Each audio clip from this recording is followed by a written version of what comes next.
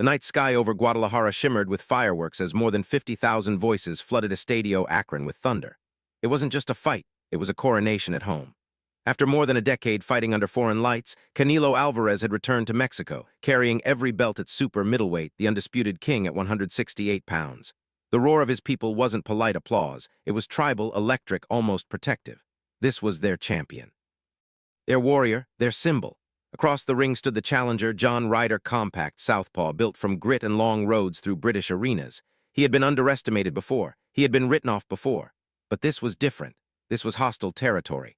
As the referee gave final instructions and the bell rang, the tension snapped like a drawn bowstring.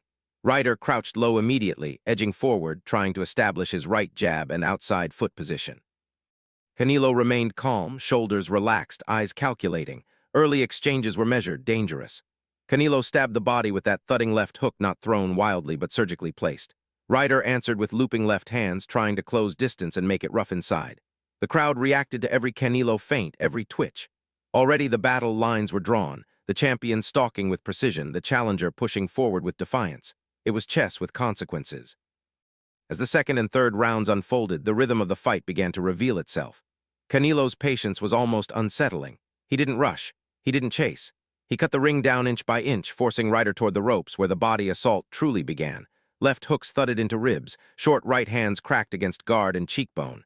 The sound echoed in the warm Mexican night, deep, violent, unmistakable. Ryder tried to answer by smothering the champion, stepping inside and firing uppercuts from close quarters. For moments it worked. A sharp left uppercut split Canelo's guard and drew a reaction from the crowd.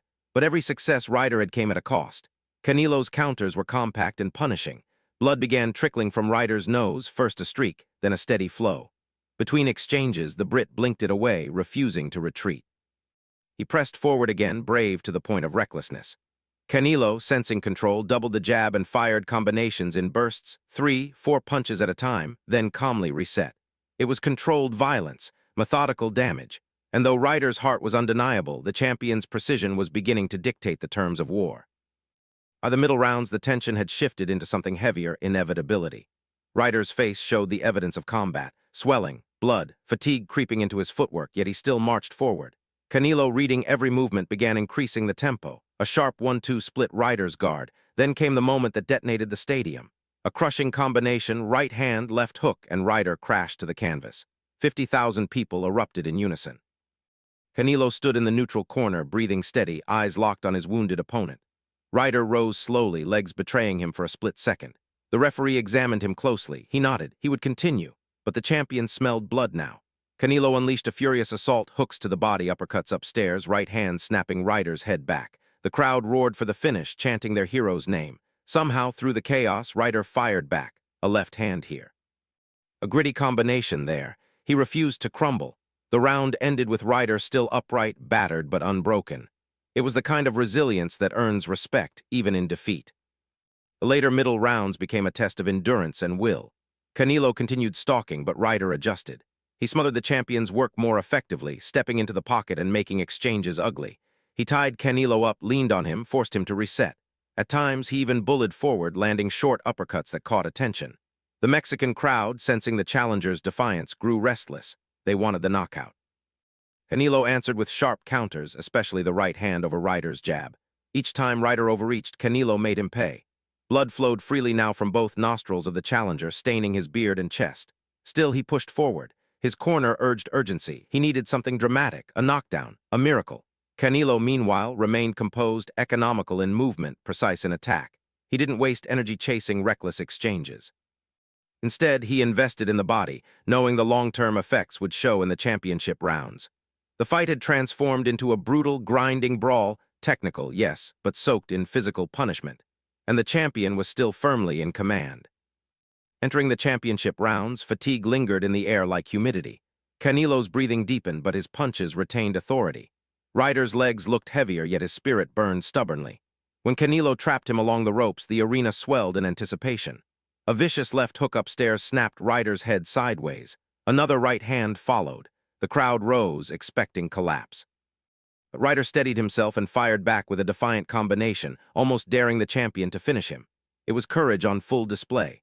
Canelo attempted to close the show, throwing in sharp bursts, hopping in with right hands, ripping hooks downstairs. But Ryder's smothering tactics disrupted rhythm just enough to survive. Each clinch bought seconds. Each counter bought dignity. Though clearly behind on the scorecards, Ryder refused to concede. He was fighting not for belts anymore, but for pride. And sometimes that can be just as powerful. The final round arrived with a roar. The Mexican faithful wanted fireworks, one last emphatic statement from their king. Canelo obliged with aggression, stepping forward behind a jab and unleashing combinations with bad intentions.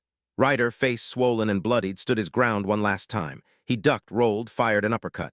The exchange drew cheers of appreciation. Both men knew the outcome, one defending supremacy, the other surviving honorably. When the final bell rang, relief and respect filled the ring. Canelo raised his gloves, confident, composed. Ryder exhaled deeply, knowing he had given everything. The judges' scorecards confirmed what the action had shown, a wide, unanimous decision for Canelo Alvarez, and still the undisputed super middleweight champion of the world. Fireworks lit the Guadalajara sky as Canelo celebrated his triumphant homecoming. It wasn't a flawless destruction. It was something more human, dominant yet demanding. And in the center of it all stood two warriors, separated by skill and power, united by courage. On this night, the throne remained in Mexico.